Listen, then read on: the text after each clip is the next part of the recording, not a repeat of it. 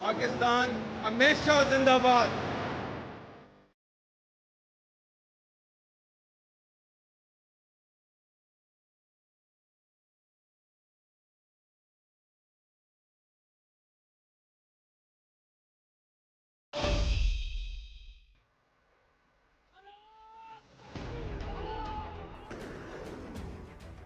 अस्सलामुअलैकुम and very warm welcome to the transmission. Marka Haq के नाम से हमारी ये खुसूसी ट्रांसमिशन जारी है।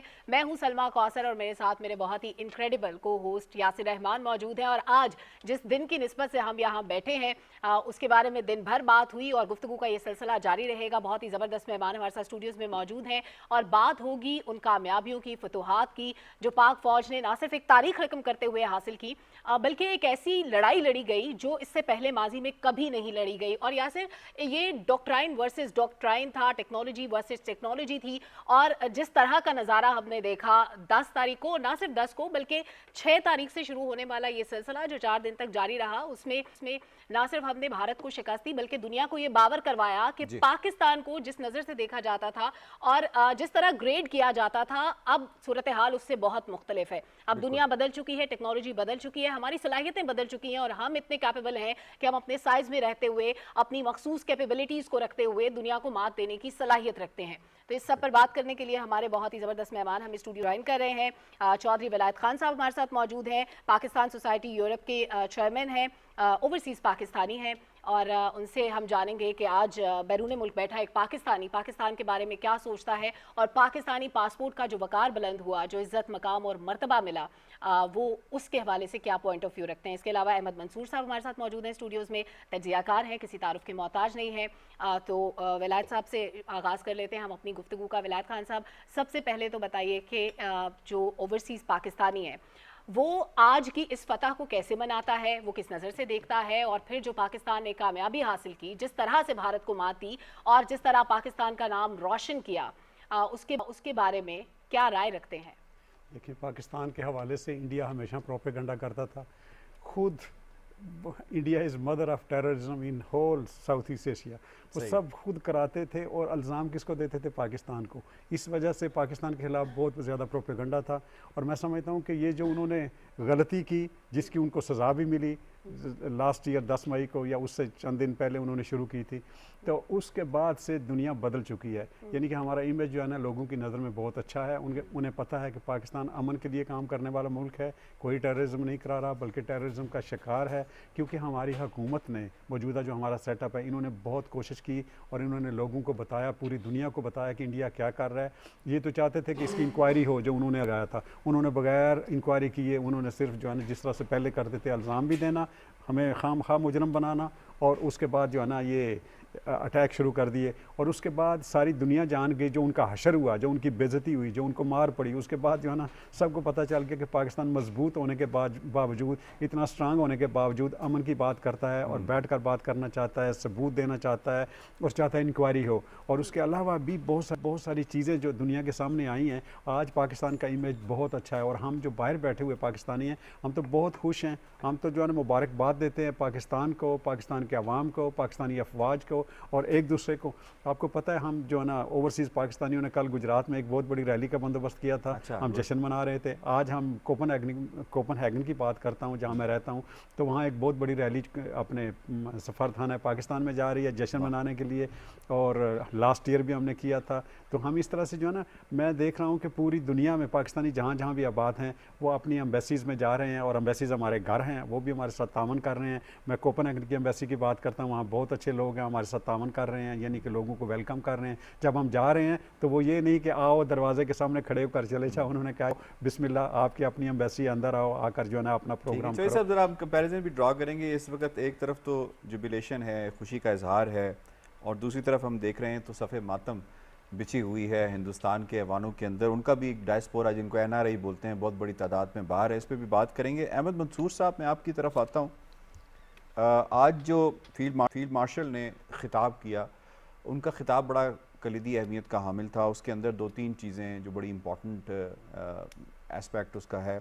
एक तो उन्होंने जो फॉल्स फ्लैग था, 2001 का जिक्र किया, 2008 का जिक्र किया, 2016 का जिक्र किया और 2019 का जिक्र किया, और उसके बाद फिर 2025 का जिक्र किया किस हद तक आप समझते हैं कि हिंदुस्तान का ये जो स्क्रिप्टेड एक एलिमेंट था जो 2001 से इन्होंने शुरू किया, और उससे पहले भी जो हम देखते हैं तो इन्होंने चिटी सिंहपुरा में सिखों को 35 सिखों को मारा और फिर अमेरिका को ये पैगाम देने की कोशिश की कि ये देखें जी, ये आप प्रेसिडेंट साहब यहाँ पे आए तो ये पाकिस्तान का काम है, पाकिस्तान को मुर्द इल्ज़ाम ठहराया गया। फिर हमने देखा पार्लियामेंट के अटैक, फिर समझौता है, जिस तरह से डेट्स मैंने बताई।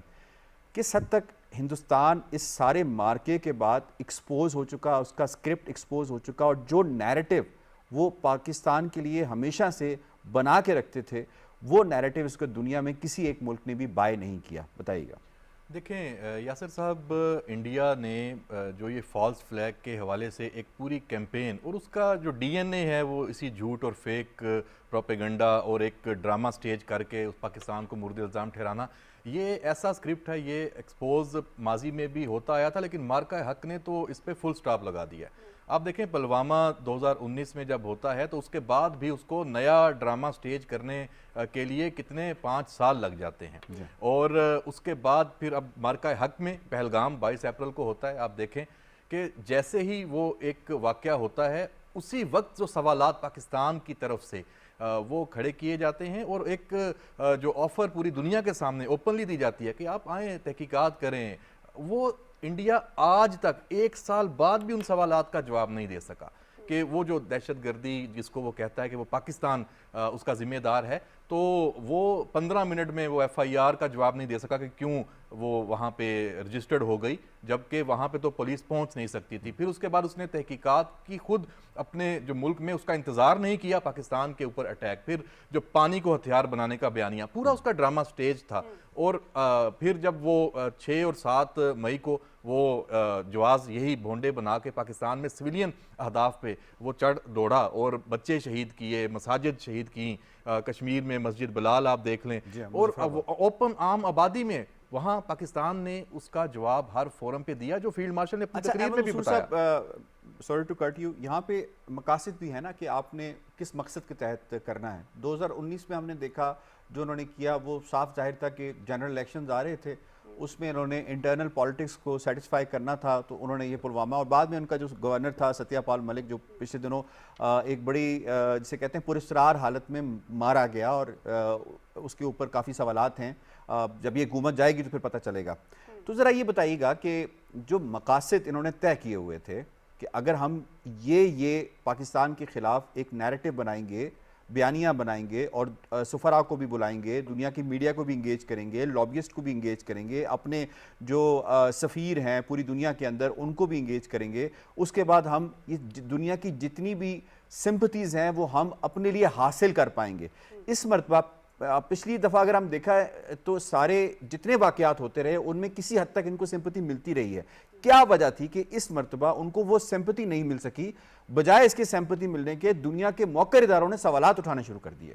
जी बिल्कुल, देखें मकासद तो उनके बड़े वाज़े हैं। पाकिस्तान को पहले दिन से भारत और उसकी जो लीडरशिप है उसने कभी तस्लीम नहीं किया, और अभी भी उनके जहन में ये था कि पाकिस्तान को इंटरनल चैलेंजेस हैं, यहाँ पे दहशतगर्दी की जंग है, जो अफ़गानिस्तान का बॉर्डर है वहाँ से प्रेशर है। फिर सफारती तौर पे उसने खुद साख्ता एक ये सोचा हुआ था, प्लान था कि पाकिस्तान को दुनिया में वो तनहा कर चुका है। मुआशी चैलेंजेस यकीनन पाकिस्तान के मौजूद थे, तो उसने सोचा कि यहाँ से मैं मशरकी बॉर्डर पर भी ये जारियत करूँगा और जवाज़ बना के, तो पाकिस्तान के पास कोई चारा नहीं होगा मुकाबला करने का, और बड़ा मैं उसको नुकसान पहुँचा दूँगा, और जो मेरे अज़ाइम हैं, जो मेरी नापाक ख्वाहिशात हैं वो मैं पूरी कर सकूंगा। लेकिन यहाँ हुआ क्या, उसको हर सतह पे जो हजीमत उठाना पड़ी।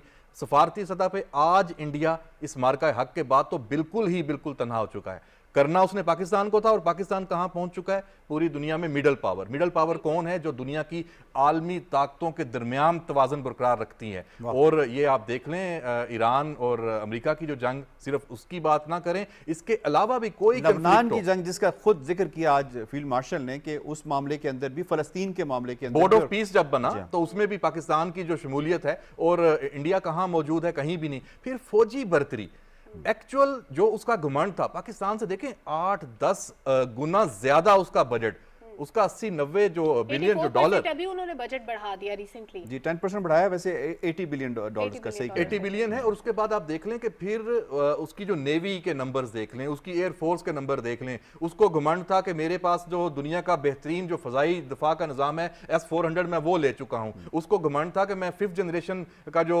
जहाज है राफेल मैं वो ले चुका हूं। तो पाकिस्तान तो कहां मेरा मुकाबला करेगा। लेकिन आप देख लें जो हमारी तैयारी वो खामोश तैयारी, हमें मालूम था कि कहां पे हमारी जो लीडरशिप है। देखिए विजन होता है ये जो अस्करी मैदान में, सिर्फ हथियार मुकाबला नहीं करते। मंसूर साहब एक और भी प्रॉब्लम था इसमें, उसकी तरफ भी आएंगे। डॉक्टर मुनव्वर हुसैन साहब हमें ज्वाइन कर चुके हैं, फॉर्मर डिप्लोमेट रह चुके हैं और आलमी उमूर पर गहरी निगाह रखते हैं।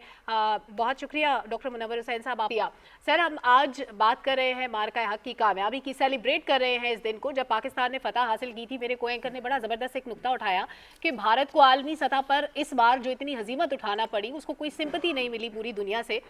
तो एक काम पाकिस्तानी के तौर पे मेरे जहन में रीज़न आता है, दैट इज़ कि उन्होंने सिर्फ हमारे नंबर गिने फौज के जहाज़ों के और उन्होंने हमला कर दिया बगैर सोचे समझे, हमारी कैपेबिलिटी को रीड किए बगैर, हमारे जो एयरक्राफ्ट थे उनको उड़ाने वाले कौन लोग हैं उनकी एबिलिटीज़ को रीड किए बगैर। और फिर जितने भी माहिरीन हैं, एक्सपर्ट हैं, वो ये कहते हैं कि सिर्फ एयरक्राफ्ट इंपॉर्टेंट नहीं होता, उसके ऊपर जो एवियोनिक्स हैं वो भी बहुत इंपॉर्टेंट होते हैं और जो उसको उड़ाने वाला पायलट है वो भी बहुत इंपॉर्टेंट होता है कि कौन उसको उड़ा रहा है। तो ये सारी चीज़ें इंडिया ने रीड नहीं की थी, उनके वहमो गुमान में नहीं था कि हम उनको किस तरह से हिट करने वाले हैं।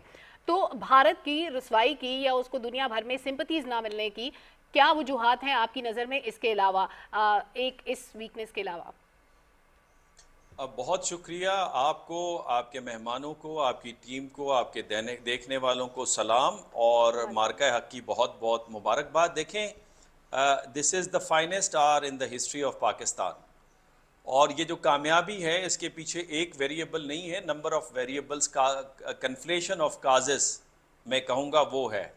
सबसे बड़ी बात तो आपका नज़रिया है, वो जो ला इलाहा इल्लल्लाह है वो आपको एक धागे में प्रो देता है और यही वजह है कि पूरी कौम के अंदर हम आहंगी नज़र आई और हर शख्स अपने मोर्चे पर चाको चौबंद खड़ा था, चाहे हमारी आर्म फोर्सेस हों, हमारी सियासी क़यादत हो, मीडिया वॉरियर्स हों आप जैसे, फॉरेन ऑफिस हो, एकेडेमिया हो, कॉमन पर्सन हो, सोशल मीडिया एक्टिविस्ट हो, हर बंदा उसमें आपको एक्टिव नज़र आया। और यही वजह है कि भारत को ये समझ आ गई है कि डायरेक्ट पाकिस्तान के साथ मुकाबला नहीं किया जा सकता।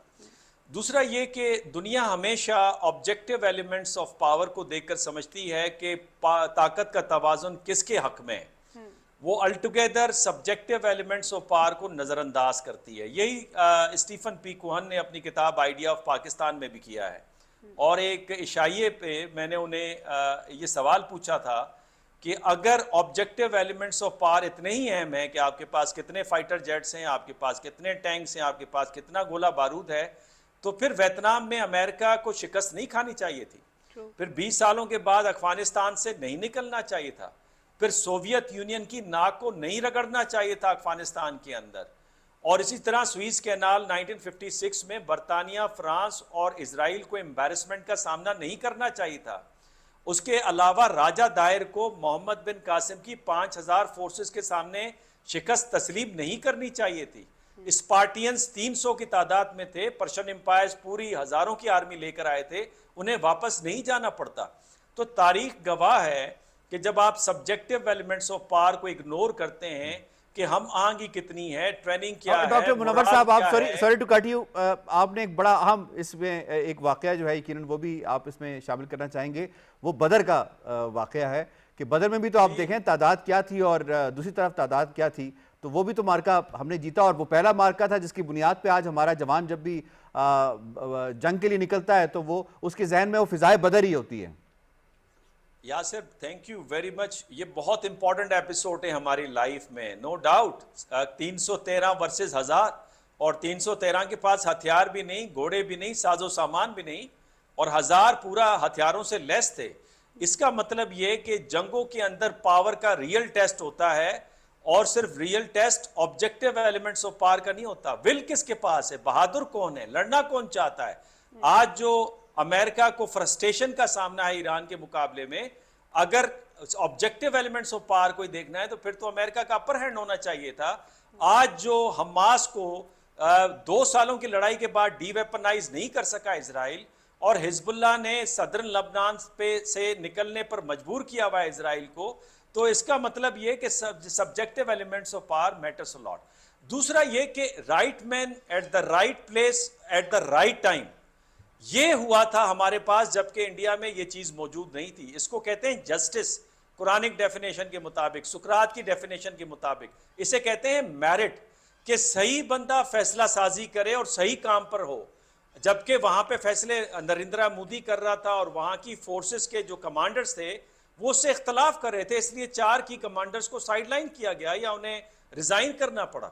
तो कहने का मकसद ये कि देर आर मेनी रीजंस, लेकिन क्या हमें यहां पे रुकना चाहिए? जवाब है नहीं, बिकॉज आप अनार्किक सिस्टम में रह रहे हैं और आपका दुश्मन अब अकेला नहीं, एक भरपूर अलायंस बनाते नजर आ रहा है। उसमें इजराइल भी है, कुछ अरब ममालिक भी हैं, अफ्रीका के ममालिक भी हैं, ग्रीस भी उसमें शामिल है, और मैं तो कहूंगा आगे जाके हो सकता है अमेरिका दोबारा से ठीक है डॉक्टर साहब, बिल्कुल आगे क्या करना चाहिए इस पे यकीनन हम बात करेंगे। पुलायत साहब जरा आप की तरफ आते हैं, जरा फरमाइएगा कि पाकिस्तान के हवाले से, जो ओवरसीज़ के हवाले से ये बात कही जाती है कि जी के इनके अंदर पोलराइजेशन पाई जाती है और शायद उस तरह से एक तकसीम पाई जाती है, लेकिन जब हमने देखा ये बुनियानुल मरसूस का वाक़या होता है तो ये जितनी भी मिथ थी ओवरसीज़ पाकिस्तानीज़ के हवाले से कि ये पोलराइज्ड हैं, आपस में इनकी तकसीम है सियासी बुनियाद के ऊपर या किसी भी बुनियाद के ऊपर, वो सारी की सारी हमने देखी कि उन्होंने बाला ताक रखते हुए उन्होंने पाकिस्तान पाकिस्तानियत का नारा लगाया, और उसके बाद वो पाकिस्तान के साथ इस तरह खड़े हो गए जिस तरह से हम बुनियानुल मरसूस की मिसाल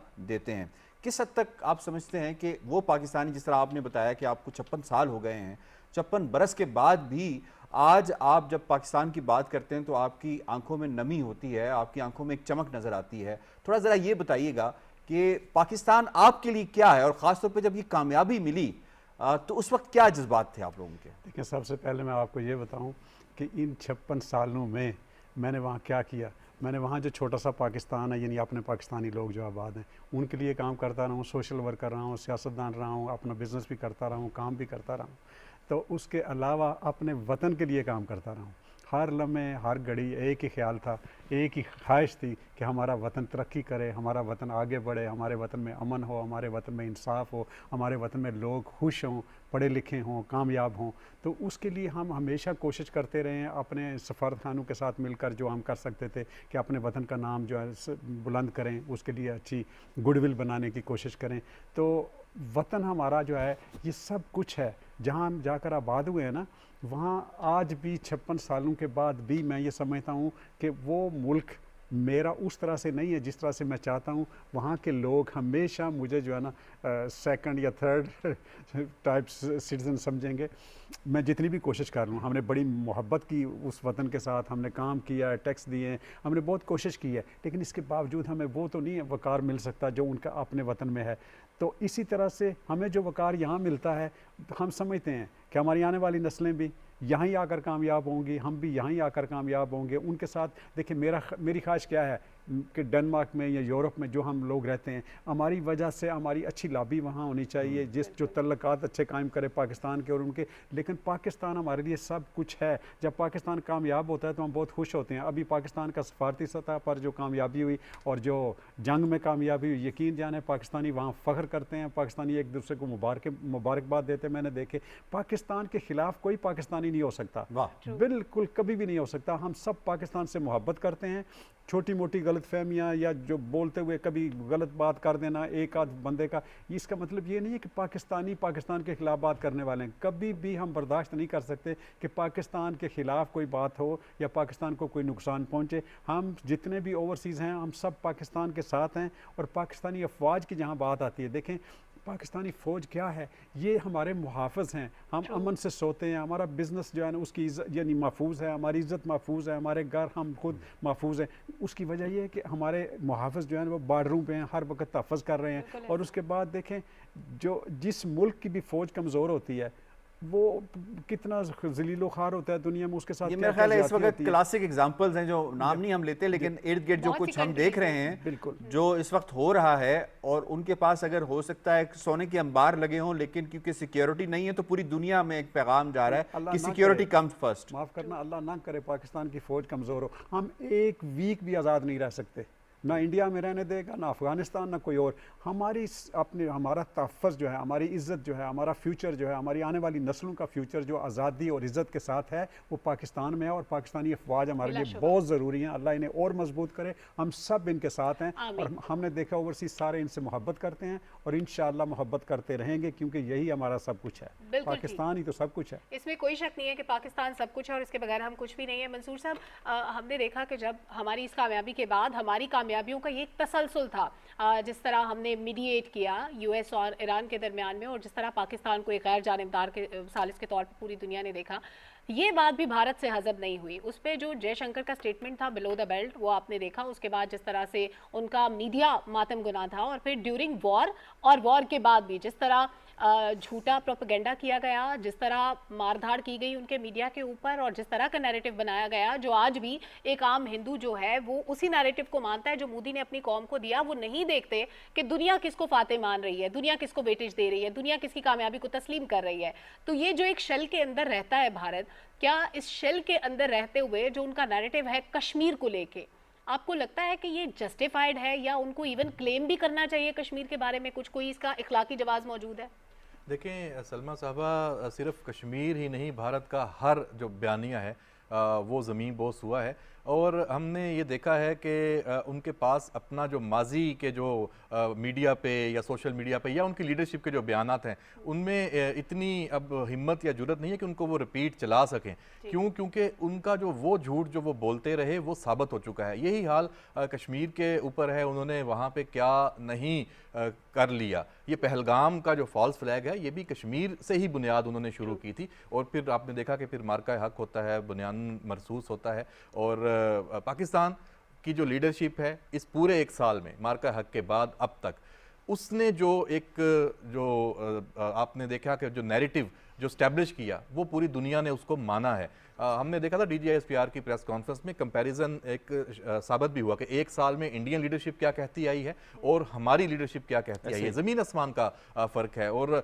हम आज भी अगर वो 25 जो 2025 का ये मई है, उसकी आपके तमाम जो मीडिया चैनल्स हैं अपनी ट्रांसमिशन है वो रिपीट दिखा दें दुनिया को, तो हम दिखा सकते हैं, क्योंकि आज वो सब चीज़ें साबित हो चुकी हैं। इंडियंस मीडिया पे आप वो नहीं दिखा सकते कि उन्होंने उस वक्त क्या क्या फजूलियात उस पे लेके गए थे, जो प्रोपेगेंडा था, जो झूठ था। तो ये जो जंग है ये वहाँ ख़त्म नहीं हुई, ये जंग जारी है हर महाज पे Pakistan. On a lighter note Ahmad sahab, जब कभी आपको कोई हंसने का मूड हो या अपनी कोई परेशानियाँ दूर करने का मूड हो, तो आप इंडियन मीडिया लाजमी लगा लिया करें, क्योंकि अच्छी इंटरटेनमेंट आपको लाजमी मिल जाया करती है। डॉक्टर साहब, आपको मैं इन्वॉल्व करूंगा, फरमाइएगा कि अगर हम सफारती महाज के हवाले से क्योंकि बात कर रहे हैं, तो इन्होंने जिस वक्त ये बुनियाद मरसूस का वाक़या होता है और हिंदुस्तान का जो सिंदूर है उसे चकनाचूर कर दिया जाता है, तो अब हिंदुस्तान को ये समझ नहीं आती, और उनका जो वज़ीर ख़ारजा है, एक्सटर्नल मिनिस्टर है, जो कि करियर डिप्लोमेट भी रहा है, जिसका वालिद भी एक डिप्लोमेट है, जो PhD डॉक्टर भी है, उससे जब ये पूछा जाता है कि वेयर वाज अमेरिका, तो वो इतनी तारीखी स्टेटमेंट देता है जो आज भी चलती है। वो कहता है well the US was in US। तो इस हद तक उनके औसान वहाँ पे ख़ता हुए होते हैं। ज़रा ये बताइएगा कि शशि थरूर की जो अपोजिशन, बज़ाहिर अपोजिशन में है लेकिन उसकी नज़रियात इनसे बहुत मिलते हैं, उसकी सरबराही में एक 70-78 रुकनी वफ्द इन्होंने पूरी दुनिया में भेजा था कि जाओ और जाके लॉबिंग करके आओ कि हमने बहुत बड़ा तीर मारा है। तो ये बताइएगा कि कुछ दिन पहले शशि थरूर ने खुद पाकिस्तान की जो सिफारतकारी है उसकी तारीफ़ की, किस हद तक नाकामी का एतराफ़ है सफारती सतह के ऊपर कि जो कुछ भी इनसे बन पड़ता था, चाहे वो लॉबियस्ट की सूरत में हो, चाहे वो अपने सिफारतकारों की सूरत में हो, चाहे वफ्द की सूरत में हो, इन्होंने करके देख लिया, या बगलगीर होने की सूरत में जो ज़बरदस्ती मोदी जाके दूसरे लीडर्स को बगलगीर हुआ करता है, कुछ भी नहीं हुआ। योर टेक डॉक्टर मुनव्वर साहब। यासिर, आप मुझसे पूछ रहे हैं? जी, आपसे पूछ रहा हूं मैं सफारती सतह के ऊपर। जी, यासिर, बात असल में ये है कि देखें, सफारतकारी की जो नाकामी है वो तो होनी थी, बिकॉज आज की जंग के ऊपर अगर आप बयानियाँ बनाएंगे तो वो बयानियाँ कामयाब नहीं होगा अगर वो हकीकत पर मबनी नहीं है। वजह यह है कि 4 सैटेलाइट की कॉन्स्टिलेशन इस वक्त स्पेस के अंदर मौजूद है। अमेरिकन जीपीएस मौजूद है, गैलीलियो ऊपर मौजूद है, रशियन मौजूद है, बीदू सिस्टम मौजूद है। तो वो तो लाइव देख रहे थे कि वॉर की थिएटर पे क्या हो रहा है और पाकिस्तान ने क्या कामयाबियां हासिल की हैं। तो लिहाजा झूठ पर मबनी एक बयानिया लेके आप जाएं और फिर जिस बयानिए पे आप जा रहे थे कि पाकिस्तान दहशतगर्दी करवाता है, आपने पहलगाम और पुलवामा का नाम लिया, वो तो बीजेपी के जो एक्स जो वेटरन हैं पॉलिटिकल, उन्होंने तो उस बयानिए को उसी वक्त रगड़ के रख दिया था जब अजय पाल ने कहा था कि ये सियासी मकासद के लिए इस तरह के वाक़यात करवाए जा रहे हैं। और फिर यही वजह है कि जो सहन वॉइसेस थी बीजेपी के अंदर, उन्हें साइड कर दिया गया था, चाहे वो जसवंत सिन्हा हो, चाहे वो खशवत सिंह हो, या चाहे वो अजय पाल मलिक हो। तो लिहाजा बयानिए ने तो चलना नहीं था। इसके अलावा ये कि दुनिया को पता है, फेडअप की रिपोर्ट है कि टेरर फाइनेंसिंग कौन कर रहा है, और फिर ये फ़कत टेरर फाइनेंसिंग साउथ एशिया में नहीं, ये तो खुद अमेरिका में पुन्नू के कत्ल का केस हमें नज़र आया, हरदीप सिंह का केस नज़र आया कनाडा में, स्पाइनेज एक्टिविटीज़ कतर में नज़र आई, यके बाद दीकरे इतने सारे एविडेंसेस थे। 12 दिनों की जंग में ईरान में जो कुछ इन्होंने किया वो तो सारी दुनिया के सामने है, तो उनका बयानिया क्यों कोई जो है एक्सेप्ट करेगा। और फिर देखें, शशि थरूर ने तो अभी रिसेंटली एक और बयान दिया है, उन्होंने कहा है कि इंडियन डेमोक्रेसी का तो खुदा ही हाफिज है और मोदी इस वक्त डूबती हुई कश्ती में सवार है। बिकॉज इस वक्त जो एशियन सेंचुरी है, ग्लोबल साउथ का एमर्ज करना है, वो तो नवश्ता दीवार के ऊपर लिखा हुआ है। और आप उन ममालिक के साथ खड़े हैं जो कि तारीखी तौर पे भारत का जो फलसफा था सेकुलरिज्म का और ग्लोबल साउथ में नॉन अलाइनमेंट का, उसके तो बरखिलाफ है। तो वो जो इंडिया की जो ऑटोनॉमी थी, स्ट्रेटेजिक ऑटोनॉमी का जो बात करते थे, वो तो वो आर्गुमेंट ही दरे का दरा रह गया। तो इस वजह से उन्हें दुनिया में कहीं भी पजेराई नहीं मिली और न मिलेगी आइंदा भी पजेराई। अलबत्ता एक चीज़ ज़रूर है कि क्या दुनिया भारत को छोड़ देगी, तो वो नहीं छोड़ेगी, और उसकी बुनियादी वजह उनके माशी मफादात हैं। वो समझते हैं, गलत या सही, कि इंडिया एक बड़ी मार्केट है, तो लिहाजा इंडिया के साथ ताल्लुकात को रखना बेहतर है।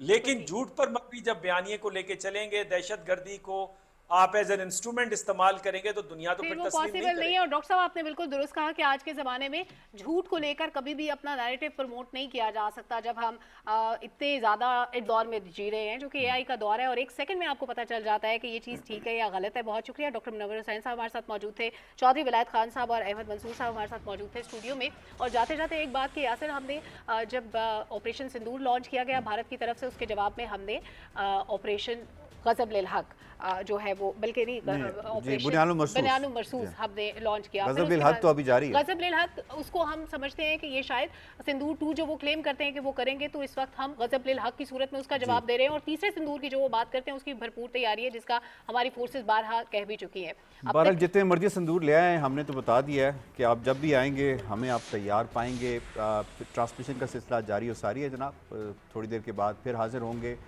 कुछ नए मेहमानों के साथ, और कुछ नई बातें लेकर, कुछ नई कामयाबियों को हम यहाँ पे सेलिब्रेट करते होंगे। हमारे साथ रहिएगा।